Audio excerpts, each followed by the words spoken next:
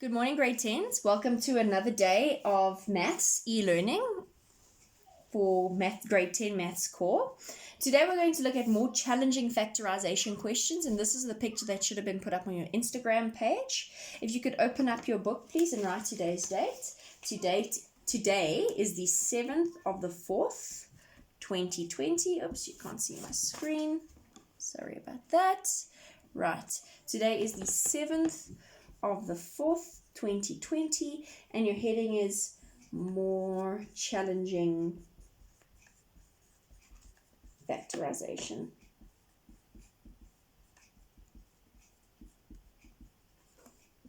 Okay. So we're starting off with these questions, and all of these questions have about 4 terms. So if we look at the first example, it's x squared minus 4xk plus 12yk minus 9y squared. And we have told you, well, I always tell my kids, when there are 4 terms, you need to group them, and generally you group them together like that, and you find an HCF. We spoke about this very briefly when we did our quadratic expressions. So, if I had to group these terms, now watch before you write. If I had to group these terms here, what would they have in common? They would have x in common. So remember, my instruction is factorize the following. So I take x out, and what am I left with? X minus 4k.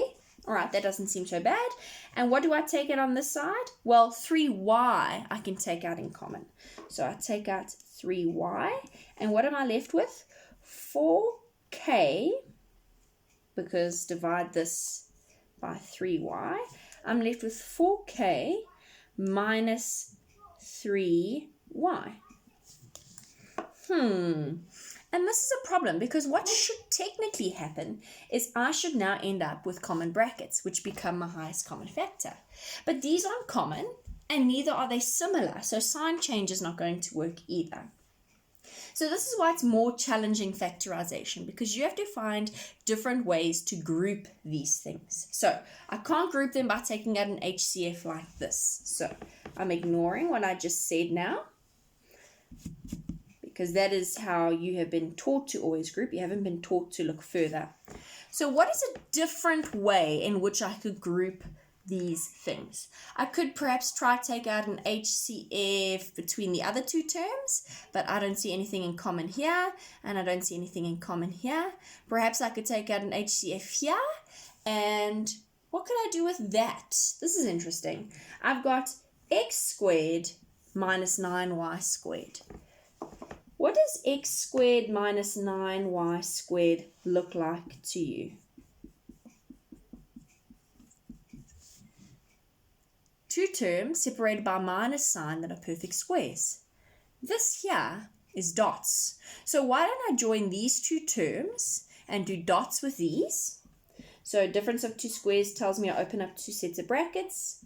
Plus minus, I would have x and x, 3y and 3y. Yeah, okay. What can I do with these 2 terms?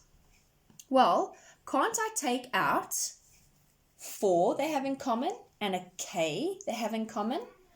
I'm going to take out negative 4 because I don't like these negatives, so I take out negative 4k. And what am I left with? If I had to divide this by negative 4k and I had to divide this by negative 4k, I would be left with x minus 3y. Oh my word, voila! Between the 2 terms, this term and this term, what do I notice? They both have the same bracket. If you happen to take out a positive 4k, you would have to do sign change. First, initially, I just took out the negatives because negatives are always suspicious to me, so I take them out. Okay, so do you see I have something in common? So that is my common bracket. I take out the bracket from each of them, so I write x minus 3y. Okay, open up my bracket. This is my HCF over here. And what am I left with? When I remove it from here, I'm left with x plus 3y. And what am I left with when I remove it from here? Minus 4k. I don't know if you can agree with me, but these little brackets are actually redundant because I've got nothing attached in which I must bomb in or multiply in. So if you don't write them in, it's fine. I also don't like to write them in because sometimes I can gather like terms within this bracket. I can't do that in this case. But that is a more challenging factorization because you had to identify the difference of two squares. Okay. The second question I'm going to leave for you to do. I'm not going to do all of these examples, but I'll just discuss them with you. Similarly, what do I notice in the second question? Perfect square, perfect square. Perhaps try and do dots with that and see what happens. Let's look at the third question, what I would do. The first thing I see is that they have an HCF. 2 can go into all of them, and X can go into all of them. So first take out your HCF and then see what remains for question 3. I still think that you perhaps may do dots. Perhaps, I'm not too sure. But first take out your HCF. Let's look at question 4. Question 4, I'm left with a cubed plus a squared plus b cubed plus b squared minus ab. Now there are 5 terms. So perhaps you want to gather these 2 because they have an a in common, and you want to gather these 3 because they have a b in common, and you could try it out. I'll just show you before you write. Watch.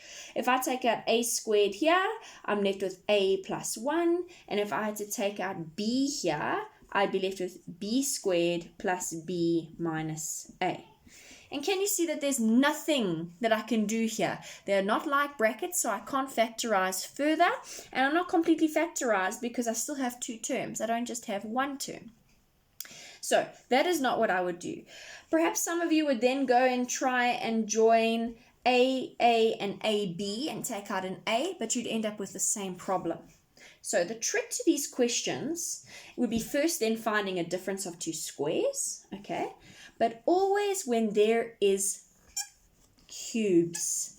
You've learned a new way of factorization, haven't you? You've learned sum and difference of 2 cubes. These are 2 cubes that I'm adding together. That's include the positive, which I should have done. Perfect cube plus perfect cube. If I had to rewrite this like this, a cubed plus b cubed plus a squared plus b squared minus ab. I'm going to do my sum of 2 cubes factorization with this. Open up 2 brackets. This is always the same, this is always different, this is always a plus. So I have the cube root of that is a, the cube root of that is b. This is a squared, b squared, multiply those 2 together, ab. So that's factorizing simply that. Broken it up into that. What is left here? I don't have much space. I'm just going to rewrite these terms at the bottom. Plus a squared plus b squared minus ab. Perhaps you may want to gather these 2 and try to get an HCF with the b, or gather these 2 or try to get an HCF with the a. But is there somewhere else you can see a relationship between this term and then this term? Well, what happens if I had to rewrite this? This has got an a squared, this has got a b squared, and there's a negative ab. So if I just had to rewrite this as a squared minus ab plus b squared, do you see how this term is actually got the same as this? So what is my HCF? My HCF is this.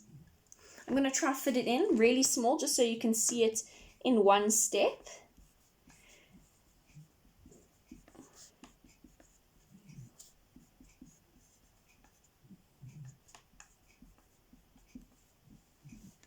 Can you see that and that are exactly the same? So this becomes my HCF. It's a common bracket. So I take out my common brackets, a squared minus ab plus b squared. When I take it out, it means I must divide both sides by that bracket. I'm being lazy, I'm not rewriting the brackets. And when I divide, what happens? This and this cancels. So what am I left with here? I'm left with a plus b, because then that is cancelled. You can write it in the brackets if you want to. And what happens when I cancel this in this bracket? Do I have 0? No, I have 1, because anything divided by itself is 1. So that's always the trick when you see these cubes. Trying a difference or a sum of 2 cubes. Okay, that's that question. And then I'm going to probably leave the rest for you guys to try on your own. I'll just give you some advice. So this is question 4. Question 5, I would distribute the a in and the b in because there's still no relationship between them. So it doesn't matter if I've put it in this form, there's no relationship between them. I would bond that in, and I wonder if you can see what to do with this without me even saying anything. So what is there for you to do? You need to do 2, 3, 5, and 6, and that will be your homework for more challenging factorization. Thank you, grade 10s. Good luck.